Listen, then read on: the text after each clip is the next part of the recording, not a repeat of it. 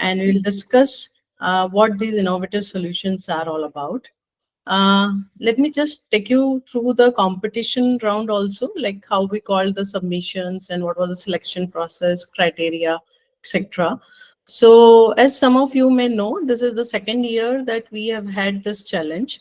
Our first was the last year in 2023 when we awarded six students and on $75 for their submission, each of their submissions.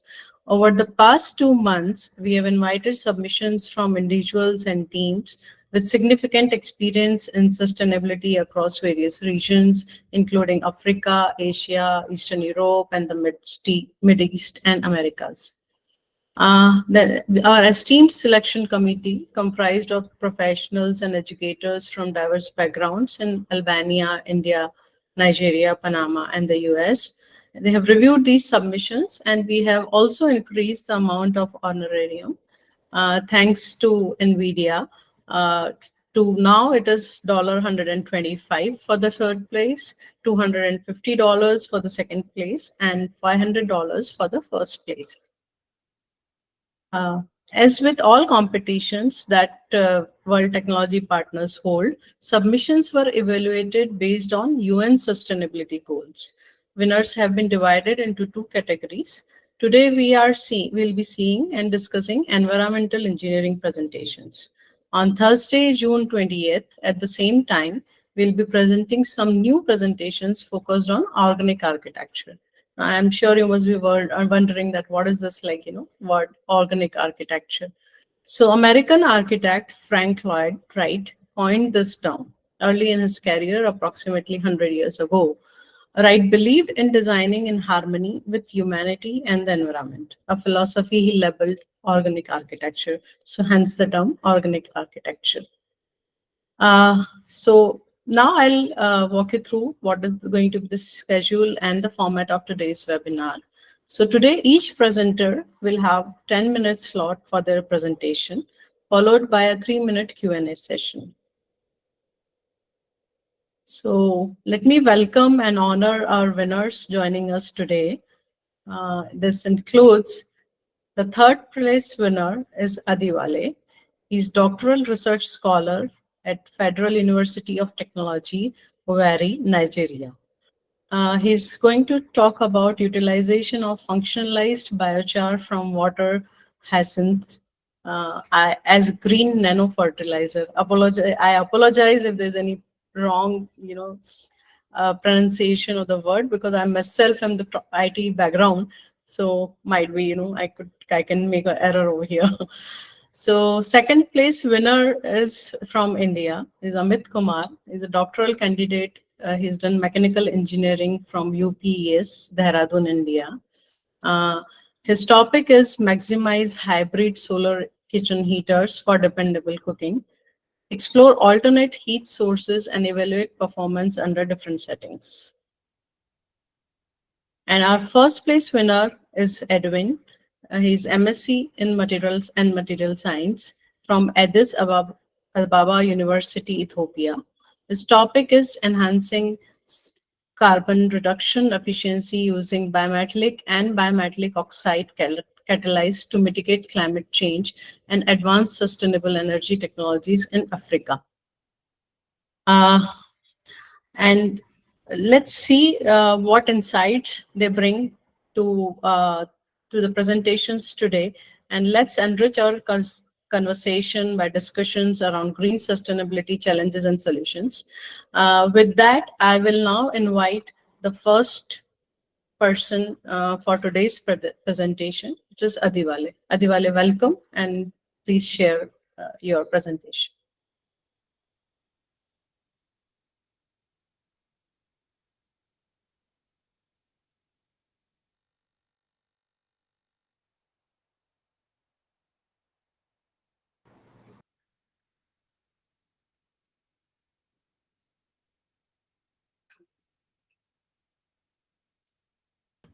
All right.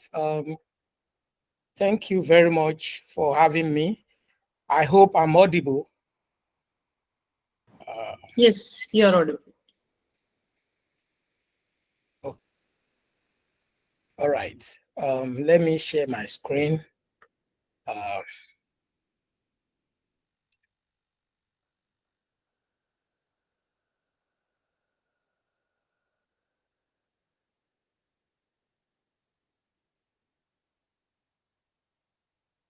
Okay, just a moment.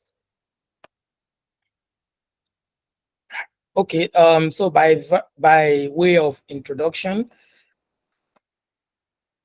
Adewale Tolulope Irewale. I am one of the students from Africa Center of Excellence in Future Energy and Electrochemical Systems, which is based in Federal University of Technology in Nigeria. Please confirm if you can see my screen. No, not yet. Not yet. All right, just a moment. Okay. Now it's working. Okay. Can you see my screen right now?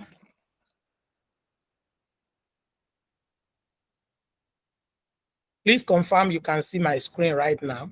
Yes. Yes, it's visible. Okay. So I'm from, like I said, Africa Center of Excellence in Future Energy and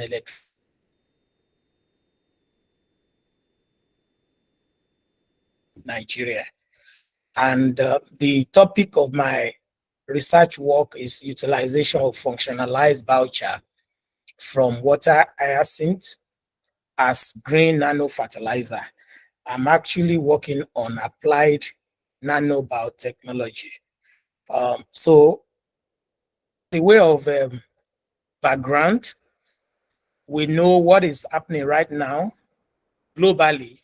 It's a major issue, energy to drive the global economy, and not just energy. We are talking about getting the energy sustainably, and we want something that will not jeopardize our planet the more. So we talk about greener sources of energy. We talk about producing our food. That's the one that supplies humans. Because when you talk about energy, it could be in two forms. You can talk about energy for your equipment like electricity and all that, and you can equally talk about energy for humans, talking about food production. So whichever angle you are coming in from, we need to generate this energy in a way that ensures that the planet is preserved. So we want to carry out any activity we carry out in a greener way.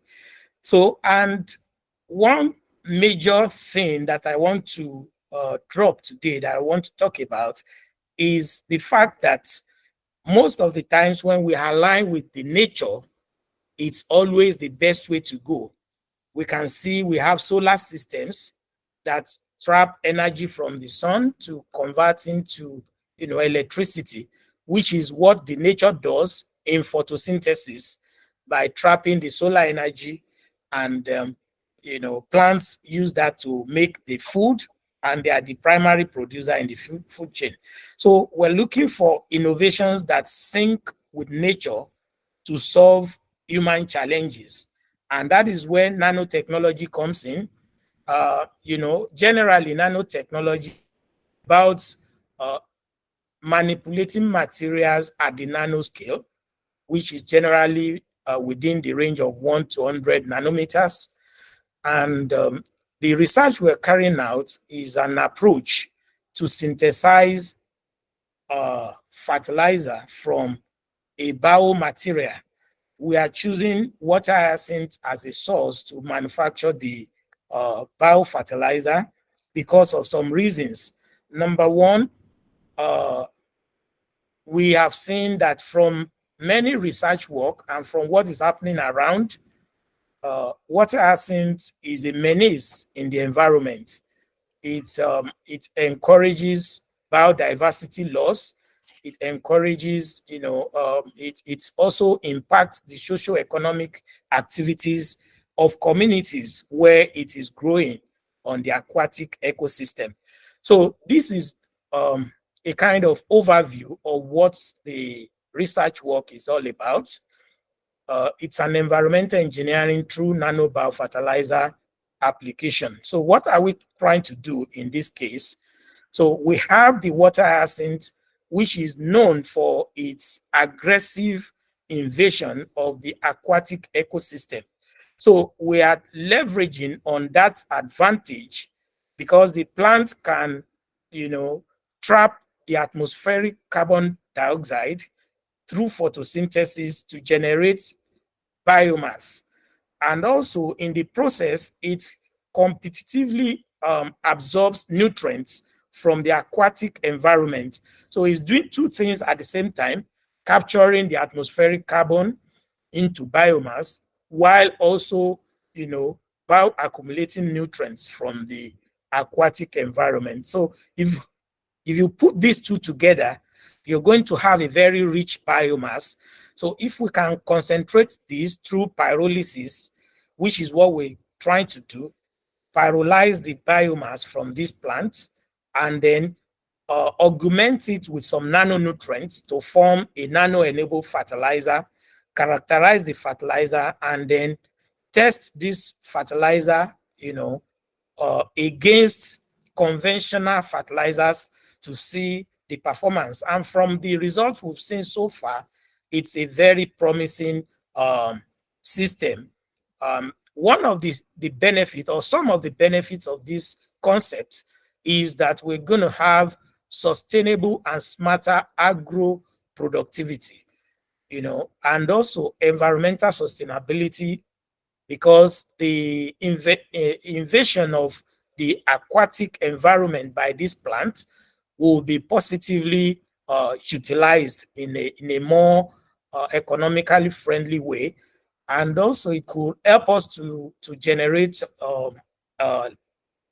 good economic intervention for the local community through what we call circular economy. So also, like I said, is a way of sequestering carbon, which is one of the major greenhouse gas that we have. Then we can preserve the biodiversity of the aquatic ecosystem, and also preserve the marine infrastructures like our dams, our irrigation systems, and some other marine infrastructure that the plants affect. So these are some of the areas where we believe that this work is going to be of positive impact. And some of the data we've generated so far is pointing in that direction. Like I just have some of them here, like the FTIR image showing some of the different functional groups present in the biochar from these weed from this aquatic plant. The zeta potential showing the charges, it's net negative charge, which means it's going to be a good adsorbent for positively charged ions, and the same image from the biochar itself. So these are some of the, so like I said, we have some reasons why we are actually selecting this plant as a feedstock, because of its ability, like I said, to sequester atmospheric carbon.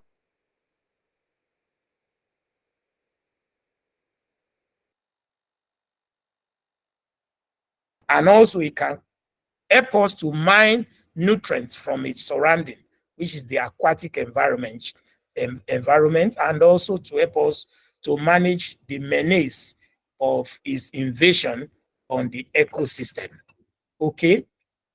Now, so these are some of the advantages we believe this work is going to give us. And talking about the relevant sustainable development goals, we have SDG number 1, which is through the circular economy, there could be the creation of jobs, local factories could be created utilizing this material to generate the fertilizer. Then zero hunger, which is SDG number 2, sustainable cities and communities, SDG number 11, and also life below water.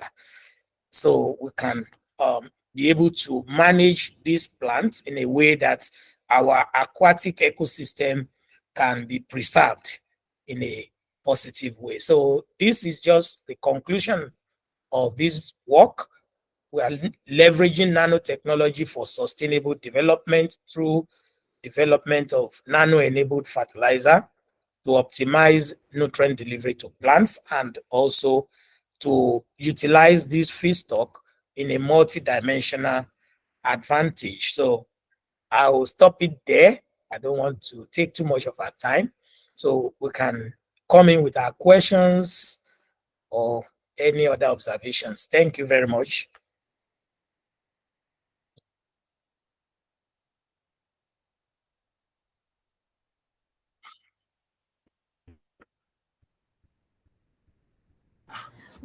Thank you so much for the very enriching presentation. We have a question from the audience. Are you able to establish the impact of hyacinth on aquatic life and ecosystem? Come again with that question. You want me to repeat the question? Again with the question, yeah. Are you able to establish? Yeah.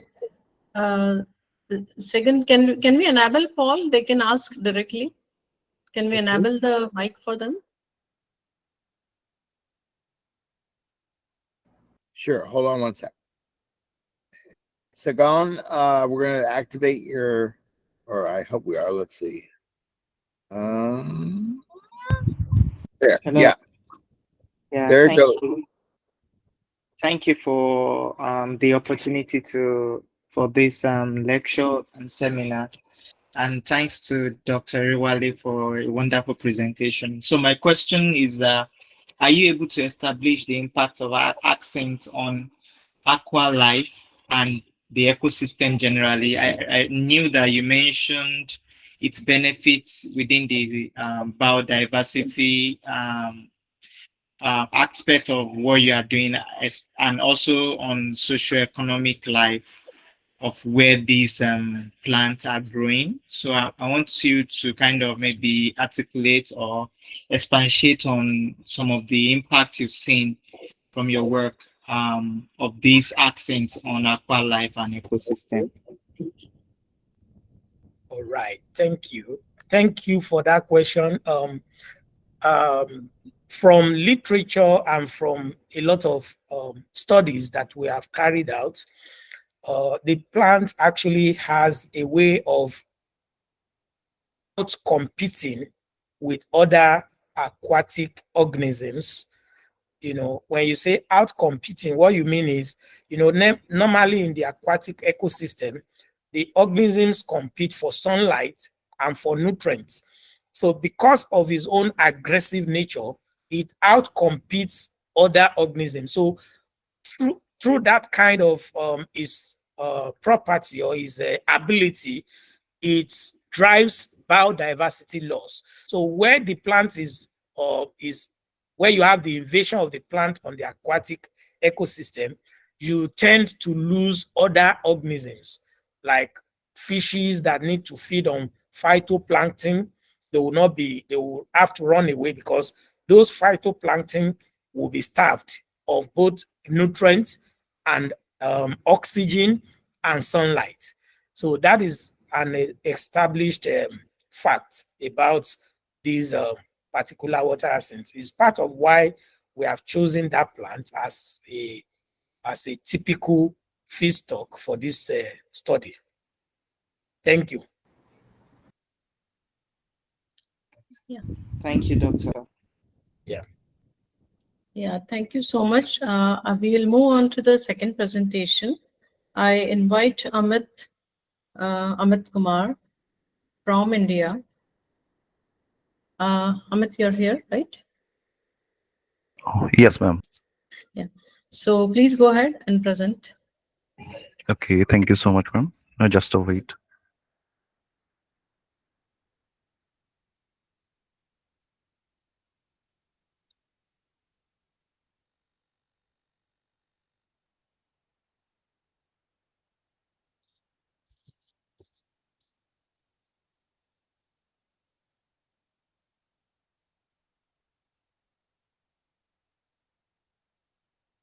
Yeah, Amit, your screen is visible.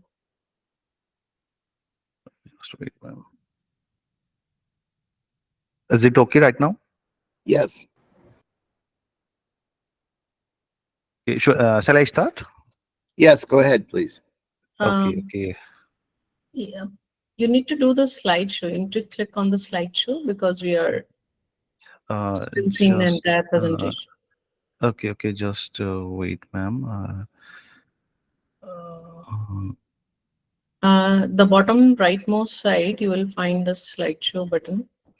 Next to notes, go to the fourth button from notes. Bottom.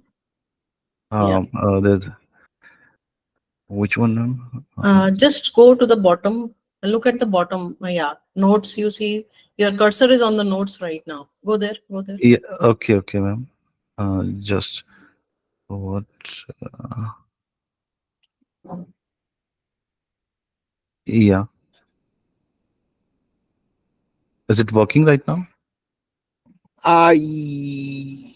Yes, sort of. I mean, I see the first slide. I don't see the second. I see thumbnails of the second, third, and fourth slides, but I don't. Yes, yes. I can see. I just want to show the only front slide to you. So you go to the bottom. I am guiding you. Just look at, yeah. And go to the notes. Do you see the notes? Yes, I am just No. Go even further bottom. okay, ma'am. There is a Yes. notes, no? Hold on there. Hold on there.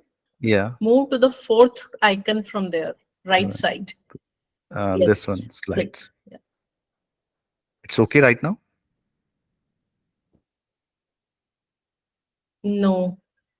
So did you choose entire screen or just the window when sharing the screen? Okay, okay. I will try.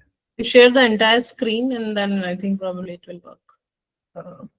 Yeah. Just,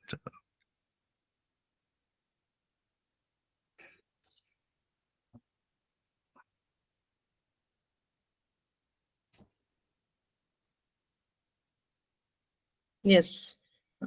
Now you click the same button and it should work. now it's okay. Yeah. Okay. Go ahead. Okay, thank you so much, and good evening to all, and welcome to the Green Sustainability Trend 2024. It's a World Tech Chat hosted by World Technology Partner. Here I am Amit Kumar, a PhD scholar from UPS Dehradun, India.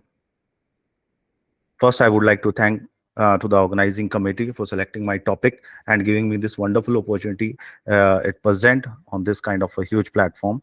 Today, I'm glad to present my chat on maximize hybrid solar kitchen heaters for household and community cooking, exploring alternate heat source and evaluating performance under different settings.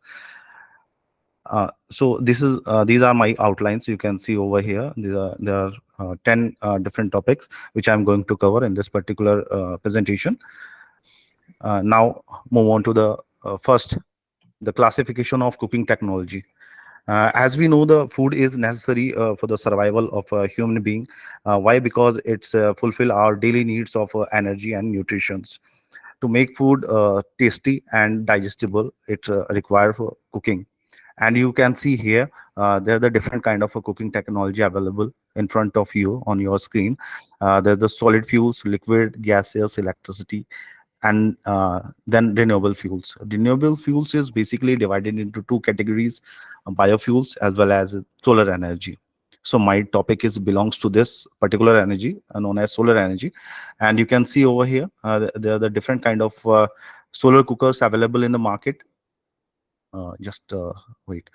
The box solar cooker, funnel, fractional, parabolic dish, shuffler dish, and you can say it's institutional cooking also.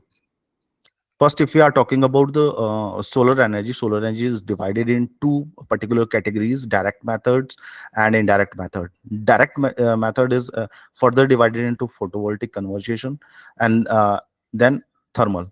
Thermal is further divided in three different categories: low temperature system, medium temperature system, and high temperature system. The temperature vary from you can say 70-80 degree to 450 or 500 degrees Celsius in this particular process. You can see a global cooking scenario of solar cooking technology over here. You can see the world map. A colorful world map is showing the uh, countries who are using solar cooking technology pretty good in their areas. Here you can also watch the top 10 countries using a different kind of a solar cooking technology accordingly. The first, you can see the top 10 countries using a parabola solar cooker. And these are the top 10 countries using a panel solar cooker, using a box solar cooker, and other type of solar cookers.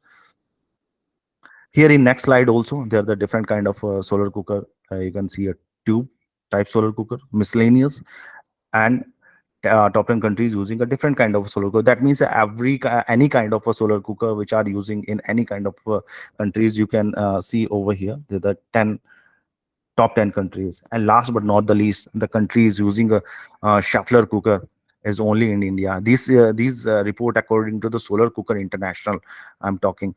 The India is using a Schaeffler solar cooker on a high note. Here, now I'm talking about the paradigm shift of solar cooking technology. It start from the box solar cooker, and then year by year, the research is going on and an advancement in this particular technology. You can see the panel solar cooker, you can see the Fresnel solar cooker, parabolic solar cooker, Schaeffler institutional cooking. So all of them are using for the cooking. Box solar cooker is used for the individual purpose. uh, Panel is also using for the individual purpose, and if you are talking about the Schaeffler or institutional, they are using for the community and a large community of kind of a cooking. Here I have categorized all these kind of a solar cooking in three different generation. You can see the first generation, second generation, and third generation. First generation basically which are using a uh, s- uh, individual solar cooking, and the second generation, any kind of you can say 2, 3, or 4 peoples when using, as well as when the cooking technology differently change, like parabolic dish they are using or shuffler they are using. And the third generation, when we are going to the community to the large institutional. And this is basically the block diagram of hybrid solar cooking system. You can see over here, the solar collector is collecting the sun rays, and the hot water is going to the hot storage tank. This hot water is going to the heat exchanger. Here our load is available, and that means our pot where we just want to cook. And then the circulating coins, you can see the hot water will circulate over here, and with the help of pump it go to the storage tank, and then to the uh, collector. Storage tank is kind of a heat exchanger also. Here the property of heaters and burners used in the solar cooking technology. You can see the first, second, and third generation of cooking. We have differentiating according to the different properties like temperature, sunlight, cooking type, heat storage, quantity, design, investment. So you can see all of these according to the generation. For example, if you are talking about the temperature, first generation of cooking, they don't have a lot of temperature. They goes up to 150 degrees Celsius. But if you are talking about the third generation, they goes up to 450, and sometime it's 550 degrees Celsius in some conditions. This is basically the classification of different solar cooking technology based on their various category.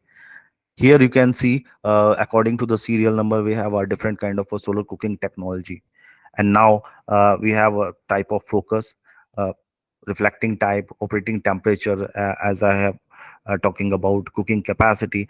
Box start from 1 to 15 liter, and the solar kitchen is just for the solar community kitchen. If I'm talking about it, go up thousands of for the peoples. In India, it is actually using then thermal storage of cost of cooking. It start from a box cooker. If you are talking, it's very low in price. And if you are talking a community kitchen, it's have a huge initial cost, but it can easily you can maintain this particular cost in very 3, 4, and 5 years easily. This is basically the comparative analysis between individual and community solar cooking. Individual solar cooking and community cooking based on the cost effectiveness, energy efficiency, cooking capacity, space requirement, convenience, initial steps. So if you are comparing both of them, you can easily see the community solar cooking is winning in all the phases. Why? Because you can say it's kind of expensive, but if you are talking about uh, it can easily complete the all cost in very uh, very easily, or you can say in a few years, maybe 3, 4, or 5 years. It depend on technology, uh, for how many peoples you are using this kind of community cooking. Why? Because it start from 100 people, 50 people, and go to the 6,000, 8,000 peoples per day. uh, as we have talking a different kind of a technology, we have found some gaps in this technology. You can see there's a no single setup, or you can say no single solar cooking technology who can meet the demand of Indian cooking style. That means you cannot do everything in individual kind of a setup. There's the difficulty in operation when you are using bulk in size, and if you are talking about the lifespan, most of the solar cooker have a lifespan of 4 to 5 years. And most of the setup, you can see, don't operate in hybrid mode, that is on grid, off grid, or standalone at a same time, which is beneficial during a no sunny days and late night operations. Whereas most cooking setup are enabled to provide quick start, quick shutdown, quick temperature control, lack of during heating, and lack of efficient heat transfer. So these are basically the problems which we have facing in all these kind of setup. And now these are basically the objectives, or you can say we just want to get. We just want to design a hybrid solar kitchen setup uh, which can meet the demand of all Indian cooking style, with a heat regulation mechanism, as well as ergonomic feature and ease of operation. We will develop a hybrid solar kitchen with a different type of hybrid heaters to analyze and identify optimum performance. Performance analysis. We will analyze the performance of each and individual burner, you can say, optimization of operational performance parameter, and then last but not the least, we just talk about the techno-economical analysis of hybrid solar kitchen for household and community application. This is basically the setup you can see on your screen. Smart hybrid solar kitchen, this is the line diagram of our setup. You can see in your side, this is the LPG burner, and then there are the 4 heaters. We are using a copper coil in each and every heater. The first one have a copper coil of diameter 6 mm, second having a diameter of 8 mm, the third one of 10 mm, and last but not the least, it's have a 12 mm diameter of copper coil. This is circulating over here. You can see the inlet from this side and outlet of this particular coil from this side. So all of them have this kind of a mechanism. You can see the pressure and temperature sensor each and every setup. So it starts from the shuffler. Shuffler will collect the sun rays and then reflect to the concentrator. Here the concentrator also have a copper coil. And the copper coil is circulating over here, and then the water is flowing in this particular. You can see the line in the color of red, green, and blue. So this is nothing but it's a pipeline where the water will flow inside is the this pipeline. So as I'm talking, the concentrator have a copper coil. The sun rays will this copper coil will collect all these sun rays, and the water will heat up. The temperature will rise over here, and this hot water, you can see by this red color, this it is showing a high temperature water. It is going to the supply tank. Here it's a supply tank. it is collecting over here. And then from the supply tank, with this pipeline, the hot water is going to the all these burner. It's depend on us which burner we are using, or we are using all the burners at a time. We can use a single or double, or all of them at a time. It's depend on us, or depend according to the need of cooking. Okay, so it will go through this red line to the first heater, second, third, and fourth. There's the needle wall is using to control the flow of this water, and this water will flow inside of these copper pipeline here, and then go out through this particular pipeline. You can see here the color is changing. Why? Because the most of the heat is using over here, and this heat go to the when we are using a pot, any kind of a pot on this particular place. Why? Because it's a burner, so we have to place our pot over here. So the heat will supply to the pot for the cooking purpose. Then this water is flowing this particular on this particular pipeline, and now it's kind of a cold water. Now it's going to the first reservoir. Here is the reservoir. Just and then here we are using a chemical pump. Why we are using a chemical pump? Why? Because if we are needing, and if we just want to do some more search, we can use a PCM instead of water. It's depend condition to condition. So right now we are using only water. So this water will pump with the help of this chemical pump, and it will go to the again to the concentrator. In concentrator, it will again rotate with the help of copper pipeline. It will heat up the temperature with the help of sun rays, which is collecting to the concentrator, and then go to this particular pipeline. And this cycle will go like this. If it is raining time, and if it is not using at daytime, you just want to use it at a night, or maybe in a days when the sun is not available. So that time you just want to close these two knobs, okay, and open this particular bypass valve. Then what will happen? You have seen the reservoir, this one, and the supply tank. Both are work just like a thermo flask. So the water, hot water, will collect over here in the supply tank and reservoir. So it will circulate like that with the help of chemical pump. You can see this green line. It will go to the supply tank. From the supply tank, it is going to the just wait. It is going to the burners, and then from the burner, it with the help of outlet, it is going again to the reservoir, and then again with the help of chemical pump, it will lift out, go to the supply tank, and the cycle again will continue with this process. Here we have using a heating coil also.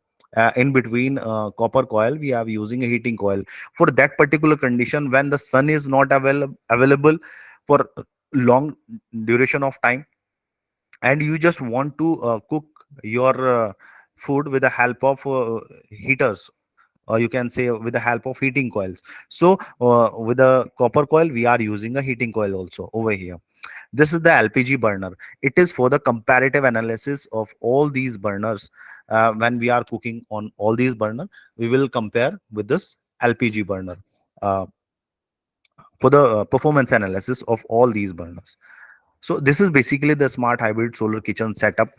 And here we have just manufactured this setup. It is at the initial stage, and this is the final stage. You can see the tank. This is the 30 liter of tank, and the red color, it's 60 liter of tank. And here we have using this chemical pump. You can see the pipeline over here. This is a blue color pipeline, this is blue color pipeline, and besides of it, we have an inlet and outlet, which is connecting to the shuffler and a concentrator. These are some fixed parameter using in this particular calculation. Here the variable operation and performance parameter, you can see the burner shape. Right now you can see in this particular line diagram, these are the flat burners. This is the one kind of burner, and Here we have using a flat plate, then conical, and then hemispherical shape. You can see these particular figure. This is the flat plate burner. Then it is conical. Here also we have using a copper coil as well as electric coil. Here also it's you can say hemispherical. There also we are using a copper coil as well as the electric heating units. Copper diameter, as I have told you earlier, we have four different kind of a copper coil diameter: 6 mm, 8 mm, 10 mm, and 12 mm. Mass flow rate we will control from 0.2 kg per second to 0.02 kg, 0.1 kg per second, with a difference of 0.02 kg per second. Operational temperature will vary from 0 to 200 degrees Celsius. And of course the heating time. You can see this is also basically the conical shape of the burner. This is the actual heat exchanger which we are using. Each and every heater, you can see it's consuming a 2 kilowatt at the time of running. So this is our expected feature from our setup. The hybrid solar kitchen will analyze based on radiation data from the actual site at our university, UPS. The proposed system should work with the diffuse light or no light condition, as I have told you. The proposed system will work for all expectation, meeting Indian style of cooking, boiling, steaming, frying, chapati making, etc. The proposed system will have a better heat transfer, instant heating and cooling, better temperature control, easy operation and temperature range that should care to the cooking requirement. It should be comfortable for the cooking personals, having good ergonomic design, be easily operated by one person from one place, and have a better mounting and easy for mobility. Can work on grid, off grid, and standalone unit, as we have see the gap in our different solar panels, solar setups. You can see most of the parts must be fabricated with a working lifespan of at least 5 years. We have using this kind of a material. It should be easy to of install, operation, maintenance cost, and safety of handling. So these are expected feature from our setup. Hope we can get it very soon. Thank you so much. Thank you. Thank you, Amit. We appreciate it. Yeah. Thank you so much, Amit. It was a wonderful presentation. Thank We you. have some people having questions here. Yeah. Most welcome. Ivane, Paul, can you enable the mic for her?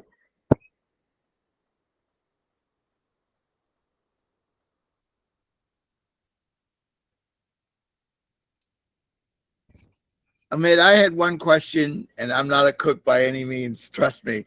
But Okay, no issue, sir. my wife would be shocked that I'm asking you a question about cooking.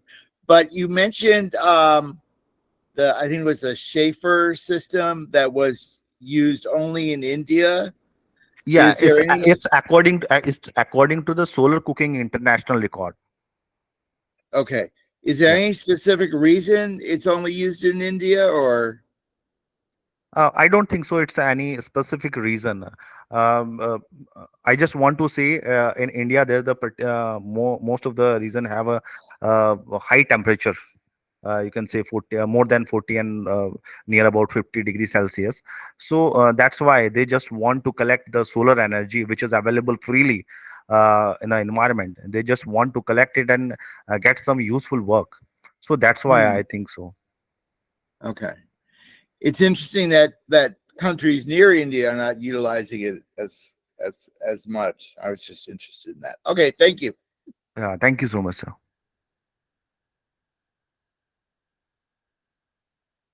We Okay, have I think- one question from Okay. Ivane.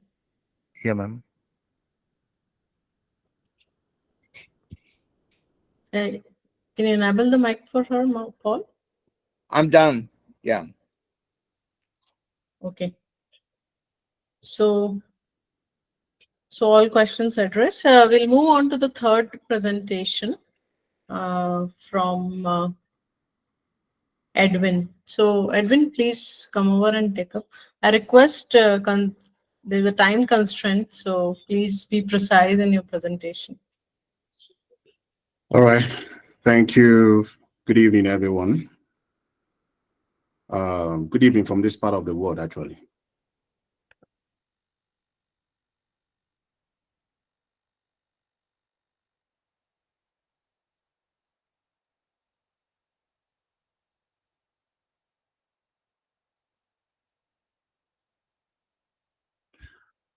All right, I'm sharing my screen now. Can you see my screen? Yes, it is visible. Yes. All right. All right, so my name is Edwin Uchenna Ono, and I'm a master's student of material science at Addis Ababa University. I'll be making a short presentation from a topic enshrined from my master's thesis on enhancing CO2 reduction efficiency using bimetallic and bimetallic oxide catalysts in order for us to mitigate climate change and also advance sustainable energy technologies within Africa. So this is the outline of what I'm going to be talking about briefly, but in order to push up very fast, first of all, I would like to start with saying that for centuries now, the human race has solely depended on fossil fuels for energy, especially petroleum. And the removal of petroleum products definitely will leave the world empty. The reason why you can hear me from the different parts of the world you're in is because of energy and vis-a-vis fossil fuels. And the use of these fossil fuels has definitely emitted CO2 into our atmosphere. And because of this CO2, it has caused the depletion of ozone layer that has exposed the Earth's surface to direct ultraviolet radiations, which eventually leads to global warming of our Earth. So driving down to Africa, which is my case study, I don't know if you can see my mouse very well, but let me use Ethiopia, the country of my stay, as a case study. Looking at Ethiopia, you'll find out that at this point, looking at this image and also this image here, you find out that one of the major contributors of CO2 emission here in Ethiopia is agriculture and also service. Service include the airline that they operate in Ethiopia. But one of the things I want to pick up, one of the takeaway from these are plots of 20 selected African countries in understanding the emission of CO2 in comparison to the economy of the country, is for you to see at this point where GDP here talks about the gross domestic product and the CO2 in megatons talks about the CO2 emission. So you could see that as the GDP or the economy of most of these countries is increasing, it is synonymous with an increase in CO2 emission. So this is to say that we cannot actually deal with CO2, removing it, if the countries must also increase their GDP or the economies of what they are doing. So what we are trying to do is, how do we reduce CO2 emission by also trying to either increase or maintain the GDP of each of these African countries? So that is the significance or the reason why we are doing this work. So first of all, the normal petroleum or the fossil fuel that we use, from this image, you will see what happens in nature is the fossil fuel reacts with oxygen and gives CO2 emission into the atmosphere, and also energy that we use to drive our cars, energy that we can power our houses with, and also in our industry. But what our work is trying to do is to do a CO2 recycling of this, where the CO2, the carbon dioxide that is emitted from these industries, we are converting it or we're reacting it with water and energy via electrochemical reduction technique. As you can see, I hope you can see my image. Can you see my image very well? Hello? Yes, we can. All right. All right. So our work is to try to, this CO2 that is being emitted in the atmosphere that is causing global warming, we are trying to react the CO2 with water and energy using a catalyst in order for us to produce value-added chemicals and also some fuels that we could use to drive our cars without emitting this CO2 into the atmosphere. So as I said, we need to reduce the CO2 using an electrocatalyst, or a catalyst, as I say. So why do we want to use a catalyst? First, the first thing I need you to understand why we want to use a catalyst is carbon dioxide is chemically sluggish. So the carbon is too reluctant to separate from the oxygen. And as a result of this, the energy required to remove the copper from the oxygen is too high. So we need electrocatalyst or a catalyst in order to reduce the energy that we need to break this CO2 into difference of carbon and oxygen for the subsequent value-added chemicals or fuels that we want to synthesize. So talking about the electrolysis of our work, this is the very experimental setup of our work, where the catalyst that we synthesize for this work is zinc copper bimetallic and also zinc oxide copper oxide bimetallic catalyst. So what happens within this membrane electrode assembly is that we synthesize nickel foam, which acts as our anode. We synthesize a zinc copper, which acts as our catalyst, and also zinc oxide copper oxide catalyst. And then we have a BPM, bipolar membrane. At this nickel foam, at the anode, there is an oxidation of water happening, which reduces it to oxygen and also proton. Whereas at our catalyst, as our cathode, our catalyst is helping us reduce this CO2 into the value-added chemicals we are looking for. There is a CO2 carbon source that we emit into this membrane electrode assembly, as we can see from this image. So the CO2 immersed in this bicarbonate, which is our catalyst that we're using, and the reaction takes place on the surface of our catalyst, which is this zinc oxide. But at the bipolar membrane, there is also another reaction taking place, where the bipolar membrane H2O is split into hydroxide and also proton. So the proton at this bipolar membrane, there are two sides of the BPM. We have the anode side, cationic layer, and we also have the cationic layer. So at the cationic layer, the hydrogen or the proton that is being emitted or that is being passed through this layer reacts with our catalyst or the CO2 on the surface of our catalyst. And when they react on the surface of our catalyst, you then see this CO2 reacting with the proton. At two electrons, it gives us carbon monoxide, and at 8 electrons, it gives us methane. So this is the basics or the optimization reaction of what happens, the mechanism of what happens within the membrane electrode system that we assemble together for the reduction of this CO2 using our catalyst and also the BPM, the bipolar membrane. So going further, we want to understand the basics or the idea of how our catalyst, the zinc copper, and also the bimetallic oxide zinc copper oxide was able to reduce. So the first thing is the CO2 that is being absorbed in our electrolyte is absorbed on the surface of our catalyst. So the first thing that happens, it is absorbed on the surface of the catalyst, and afterwards our catalyst is able to activate this CO2 that you're seeing. It activates it into radicals and then subsequently proceeds to reducing it to the products that we have, which is the methane, the formic acid, and also hydrogen evolution, which is one of the things that we are trying to avoid in this our mechanism or in this our reaction, experimental reaction. So going further, we analyze some of the catalysts that we had, and as expected, we have different morphologies as seen. For the copper mesh, we use the copper mesh for the support system to deposit our electrocatalyst on top of it for the reduction purpose. So we synthesize zinc 50% and copper 50% and different compositions of zinc and copper in order to try and see which of the bimetallic compositions will be able to give us better reduction capacity for the CO2 to methane and also to formic acid. So going further, we analyze the SROD of our result. And one thing that we achieved in this experiment, as we wanted to achieve, is it is possible to go into the lab and then instead of getting an alloy of zinc and copper, you can get a metallic zinc and a metallic copper separately existing as one on the surface of the metal. But we're able to achieve an alloy, which is one of the benefits of which is one of the reasons why we entered the laboratory. So from the SROD, you could see the peaks which characterize the copper zinc alpha, copper zinc gamma, and copper zinc gray, which shows that definitely what we synthesize in the lab is a bimetallic alloy of zinc and copper.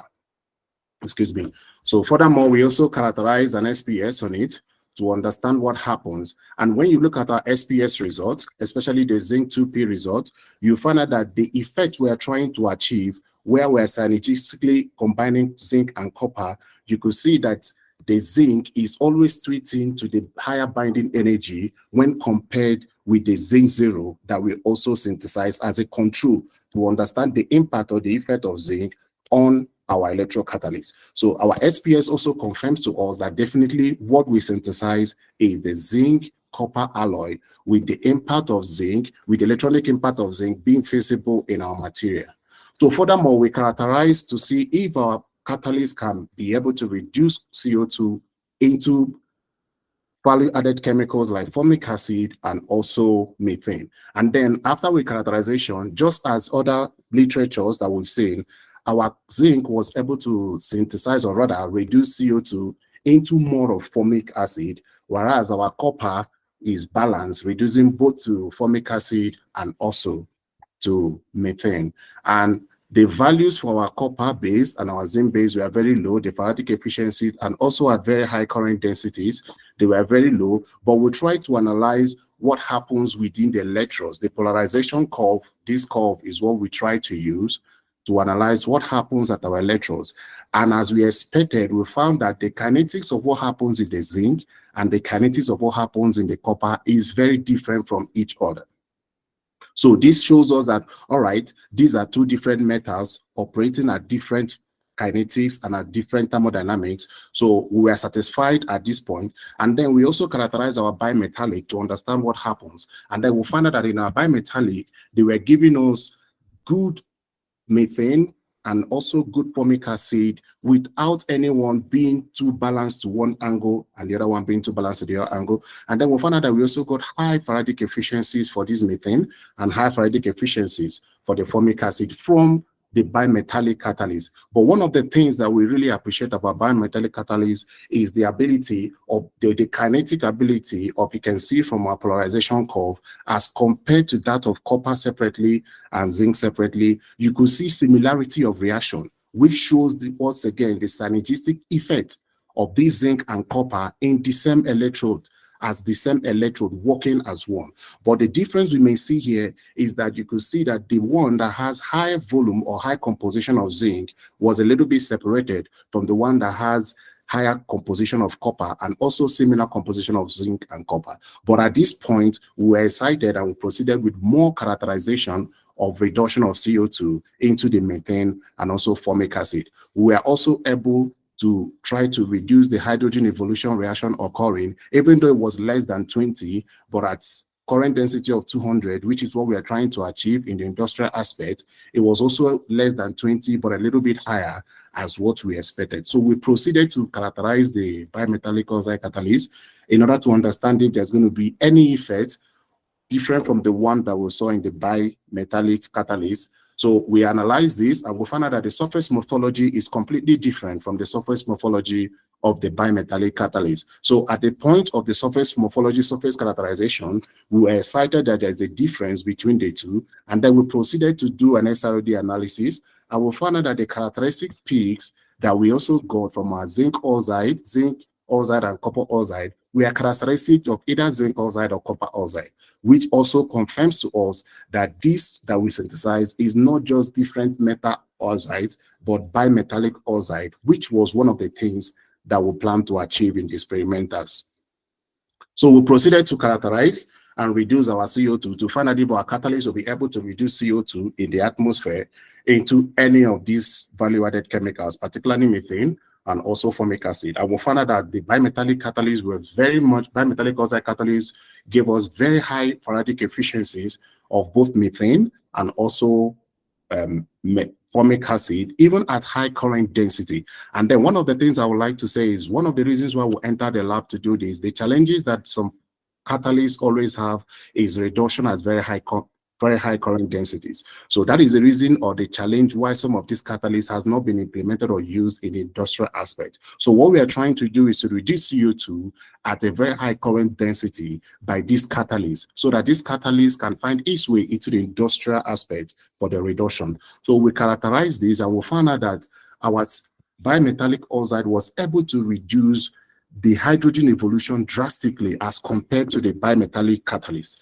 So this was barely beyond 15%, even at a very high current density of 200. So at this point, we were excited and then we characterize to analyze, or rather we analyze the polarization curve to understand what kinetics happens. And we found out that from 75 current density to around 125 current density, we were able to see the synergistic effect of the zinc oxide and the copper oxide acting as one in the reduction of CO2 into methane and formic acid. So we try to compare our results with previous results of reduction activities that has been done using copper basically and also in liquid fed electrolyzer. And we found out that The first one, bismuth copper, was able to reduce at 94.3 Faradic efficiency, but very low partial current density of 27.85. While our material, the zinc oxide 70%, so zinc oxide 50%, and copper oxide 50%, was able to reduce the same formic acid at 81.8% Faradic efficiency plus minus 2, but at a very high current density, which is one of the things that industry has been looking at for. This is a partial current density of 116.5, which is almost the same of a partial current of a current density at 200. So we're able to achieve this, which is one of the things that companies have been looking at for. So this gave us more excitement about the electrode, and then we decided to proceed further to characterize and to understand this electrode. So in conclusion, we're able to synthesize the zinc copper bimetallic and also zinc oxide copper oxide bimetallic catalyst, and we're able to use it to reduce CO2, and we found out that our catalyst was efficient in reducing CO2 into the value added chemical of methane, and also the value added chemical, and also can be used as fuel of formic acid. And the ratio of this, where very much the zinc copper and the zinc oxide copper influences the active site, because each composition gave us different reduction capacities. So we're excited about the influence of the compositions and the influence of this bimetallic and bimetallic oxide on the surface of our substrate. So we're able to understand that this is very efficient in mitigating hydrogen evolution, which is also one of the paramount reasons why we entered the lab, especially for our zinc oxide and copper oxide bimetallic oxide. Thank you very much for listening. Thank you so much, Edwin, and to all the presenters. I now invite Paul Frank, Director at World Technology Partners, for the closing remarks. Thank you, Sunita. And again, thank you all of our presenters today. A couple quick notes I wanted to mention. We had wanted to talk a little bit about the UN World Restoration Flagship Program, which we discovered last week. Unfortunately, we don't have the time to do that today, but we hope to come back to you maybe in mid to late July with another webinar focusing on that program, which seems to be very exciting, and seems that we could certainly help them out. Basically, I also wanted to remind you really quick, on Thursday at 11 a.m. at the same time, we'll be doing a program, as Sunita mentioned, focusing on organic architecture. If you would like to register for that, please do so on our website at worldtechnologypartners.net. And finally, also on our website, we have put up the guidelines for our third annual competition. This has scholarships up to $1,000 for students throughout the world, and we encourage you to check those out and participate. The deadline for that is October 9th or 10th, and we hope you can participate in that as well. Thank you again, and this recording will be available shortly on our website as well. Take care, everyone. Have a great day. Thank you. All right. Thank you. Have a Thank great you, day. Thank you. Sunita. Thank you, Paul. Thank you very much.